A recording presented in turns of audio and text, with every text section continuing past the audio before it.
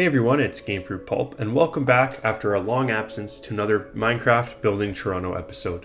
I hope you are all excited to take a look today at our latest completed building in the city, and a building that is the first on the project. If you do enjoy today's video, be sure to hit that subscribe button to catch future content on the channel. In today's video, we're going to be looking at our newest completed skyscraper on the project, 160 Front Street West. This building is an interesting and unique one on the project, as it is the first time that we've had to build a large tower that is not yet completed in the real world Toronto. This building is well under construction in Toronto and is scheduled to be completed in late 2023. We will be looking at our tower build, talking about what the tower will include in Toronto when it is finished, and my thoughts on the soon to be completed real world build. We're going to start by looking at this build the same way we do in most of our videos, by looking at the information for the building that we find on Empress. Construction started on 160 Front Street West in 2019 with an expected completion date of 2023. When completed, the building will rise 240 meters and will have 46 above ground floors, with 4 below ground floors. The building's underground parking will feature 340 parking spots.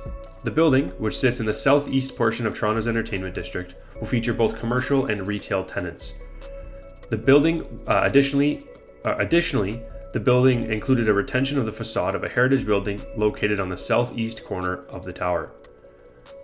160 Front Street West is being developed by well-known Toronto and Canadian developer Cadillac Fairview. The building's architects are two different firms, AS plus GG Architecture and B plus H Architects.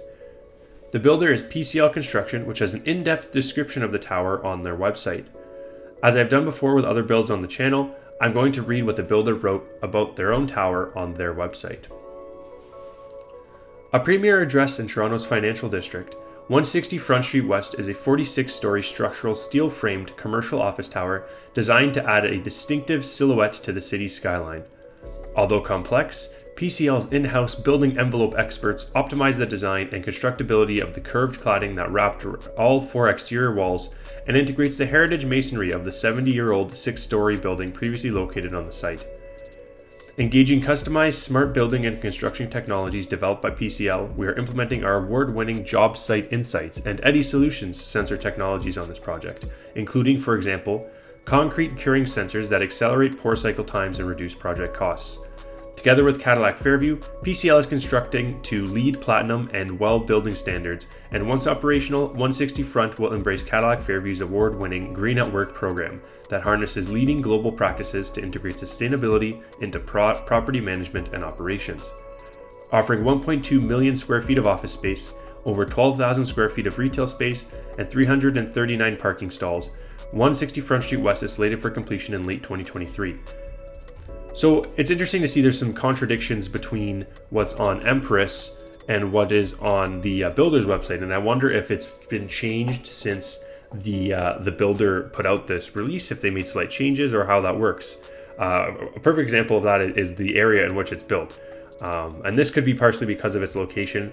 The builder's website says it's in the financial district, but my understanding is that anything west of University is actually the entertainment district.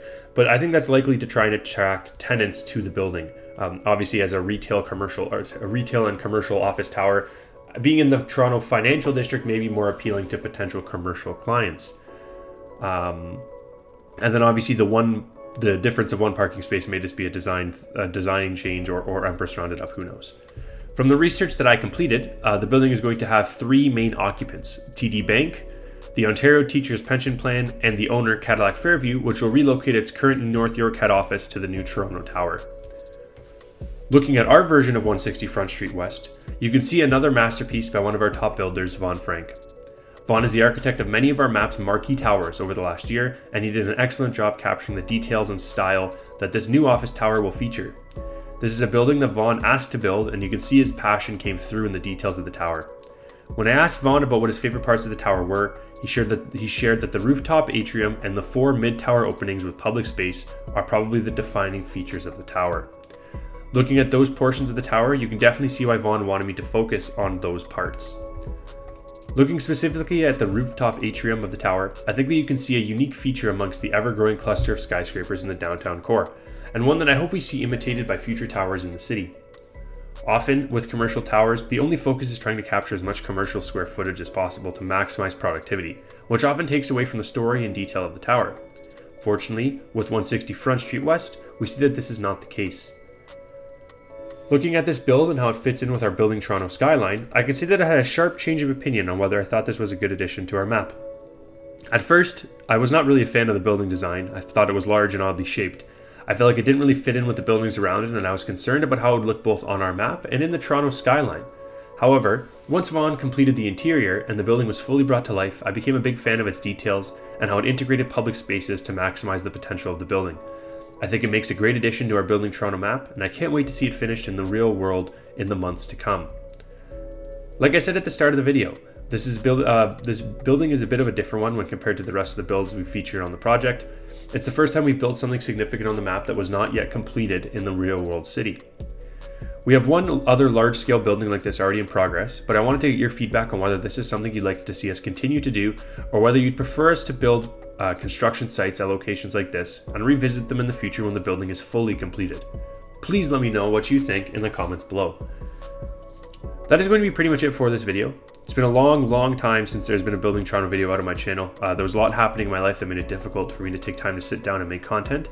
I hope that you were enjoying the YouTube shorts that I was putting out in the meantime, and you can expect those to continue, along with more consistent uploads of these more classic videos that you've come to expect from my channel in the future. If you've enjoyed this video and are new to the channel, be sure to hit that subscribe button to be sure to capture new content in the future. And if you're a returning viewer and you enjoyed it, please be sure to leave a like and share the channel with your friends. If you've missed any previous episodes of the Building Toronto series, you can always find them in a playlist on my channel page. That is going to be everything for this video. My name is Gamefruitpulp, and this has been a Minecraft Building Toronto episode. I'll catch you guys all next time. Have a good one.